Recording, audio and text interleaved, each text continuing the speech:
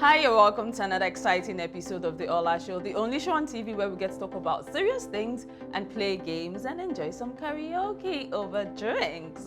And today we're talking about something that everybody should be interested in. Yes, we're dealing with issues that we tend to overlook in our society a lot. But you know, when we get back, you get to know more about today's topic and who my guest is. It's The Ola Show, and the show continues in a bit. Welcome back. It's still The Ola Show, and I am Olaumi Oyedeji. And my guest for today is Janet Obindu. She's a civil servant who works with the National Council for Arts and Culture. She has survived all sorts of abuse as a child. She was raped by a man she trusted, and she's here to tell us her story of survival, betrayal, and forgiveness. She's learned to use the stones that life has thrown at her to build a beautiful life worthy of emulation. It's The Ola Show, and Janet, you're welcome to the show. Thank you so much for having me. Thank you so much for agreeing to share your story with us on the show.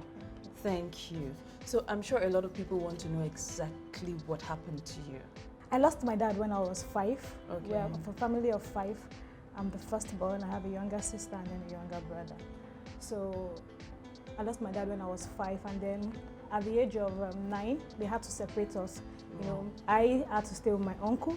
My sister they took her to the village. Then my brother stayed with my mom. So we were all separated. So I stayed with my uncle, and while growing with my uncle, I don't know, some people will say it's upbringing, but it was difficult as a child that, you know, you have no idea where your mom is, where your siblings are.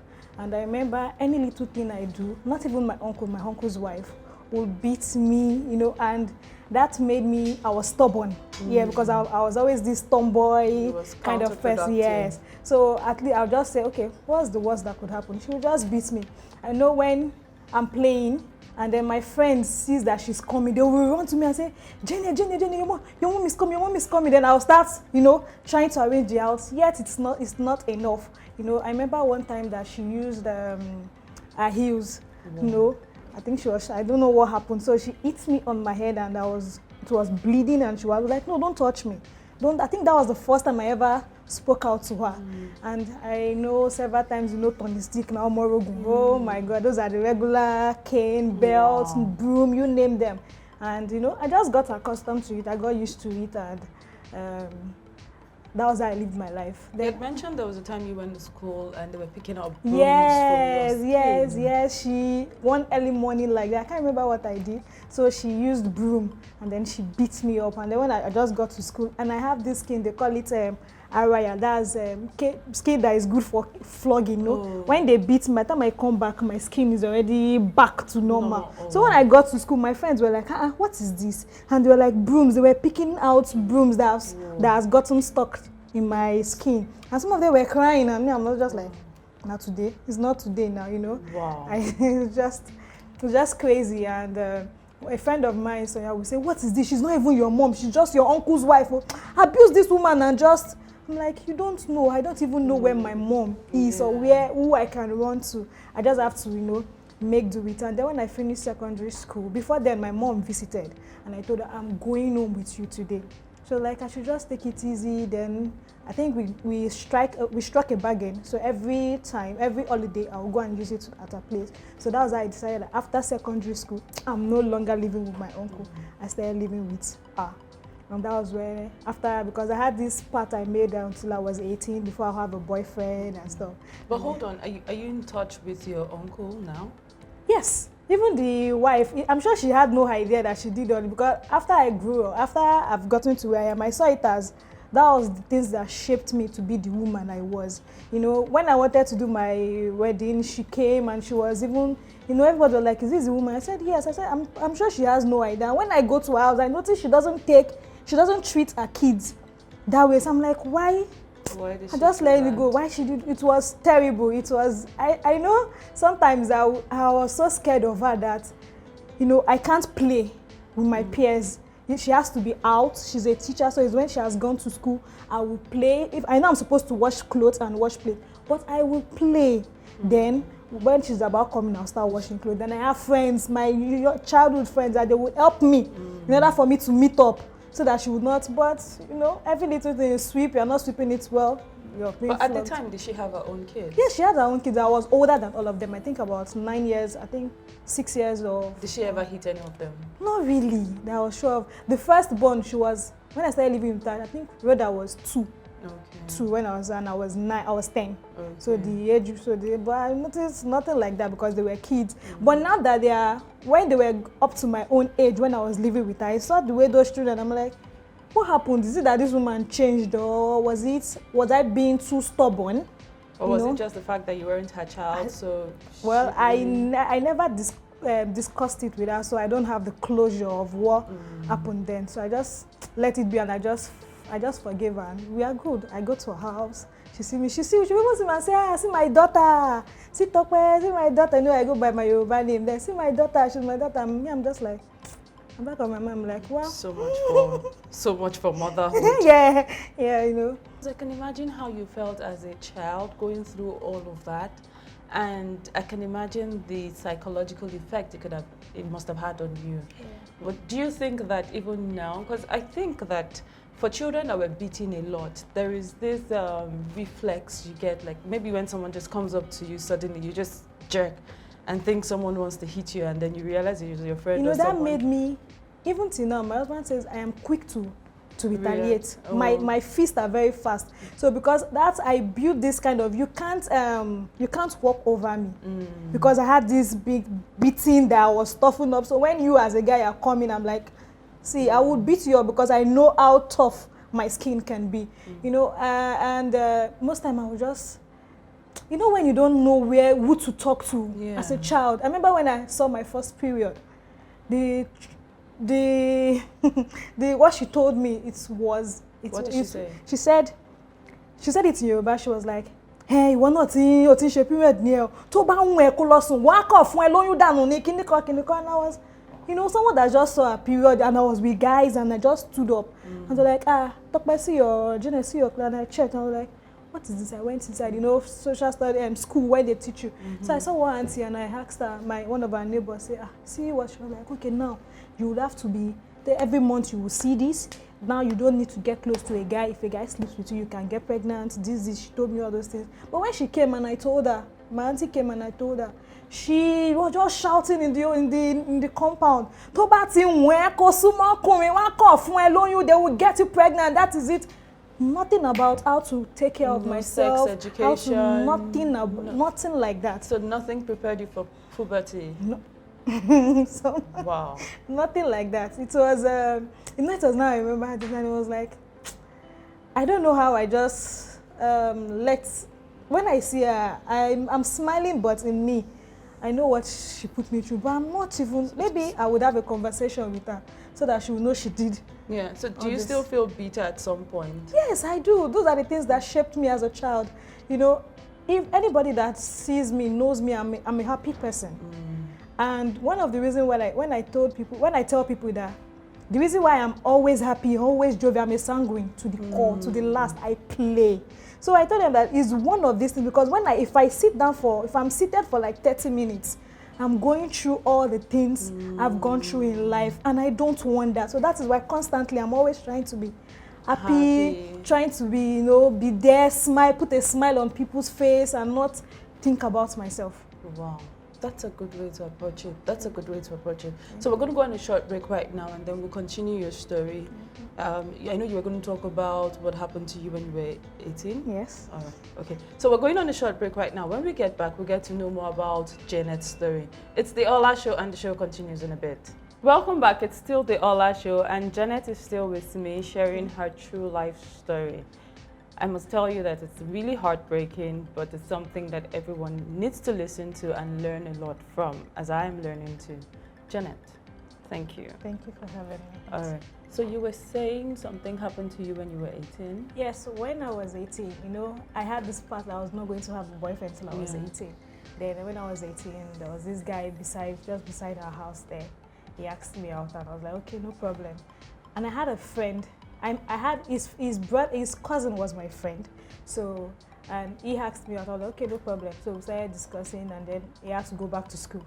So when he went back to school, the cousin that was my friend came and said, do you know that this particular guy he's a lie, he has girlfriends and stuff? I was like, no problem. He has always liked me. I'm like, he didn't come out and tell me now. Well, we didn't really, me and he said that we don't really have a serious relationship. Since you are interested, I can see you, then let's go for it. So we started dating. I just, since we were just talk without that one. So we started dating. Then one day I went to visit him in his house. My mom was not around, so I went to the house and was like, so started playing, started smooching, and then I was like, no, guy, I'm not ready. He was like, what is there? This one, that one. It started, it was becoming a struggle. So I just stayed because I was thinking in my head, like, I was the one that walked into the room. He locked the door. I did not say anything because, yes, I was young and I wanted to catch fun. So I just laid there, and then he had sex with me. And when it was done, I was like, no blood safe, so you're not even a virgin. That scattered my head. That broke me. I just stood up. I said, when you were having, was it not, this shouting, the pain, and you think I would lie about something like this? I just stood up, I went to my house, and then when I saw him, I said, don't ever talk to me again. And that was how I ended the relationship. Then the cousin came and I narrated the whole lot. He was angry, comforted the guy. The guy said what? That there was nothing, there was nothing. I gave him full consent, this one, that one.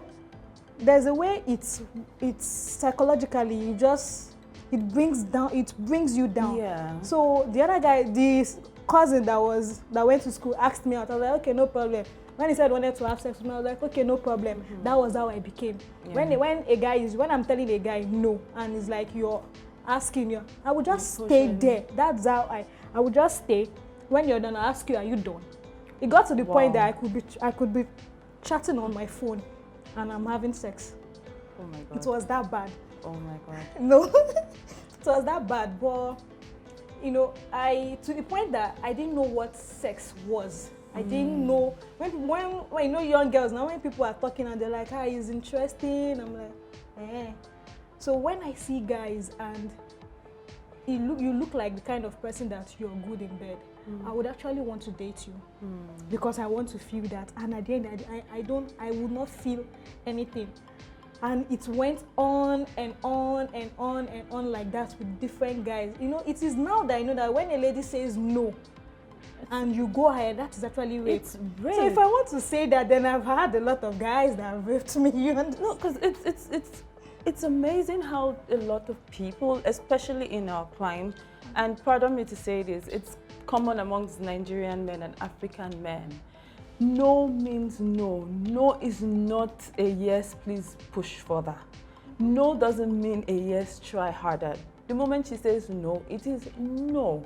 It's amazing how we don't, I wish people could actually really get sued for this and actually really get punished for this, so people understand the gravity of things like this. When a lady says no, it is no.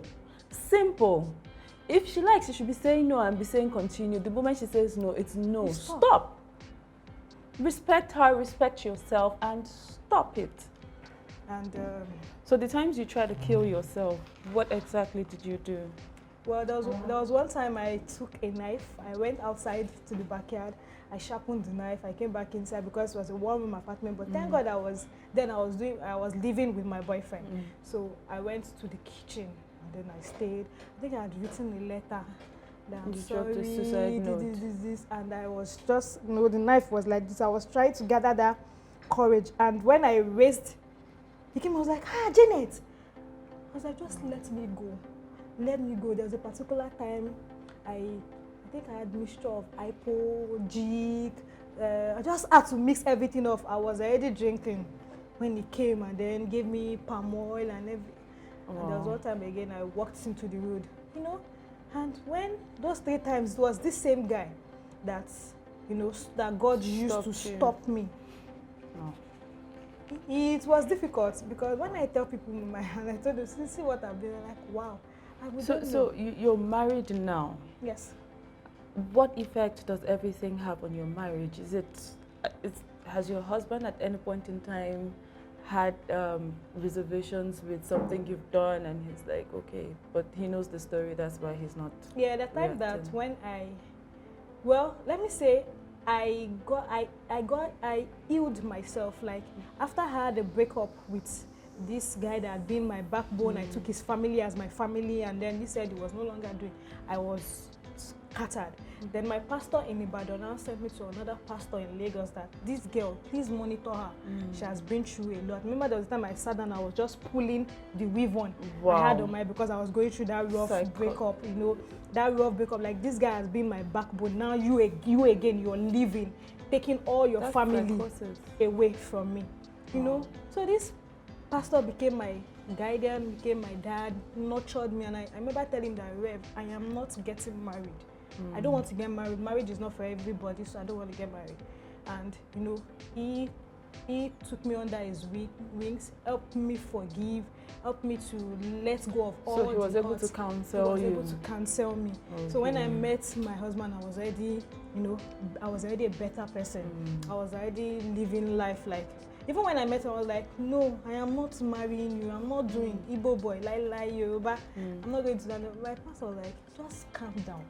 And everybody that has met my husband, I've known the kind of relationship I was coming from, would tell me, thank that guy for leaving you. Because God blessed you with this guy you're dating, you are married to now. And you know, sometimes when I'm arguing and talking, you just look at me.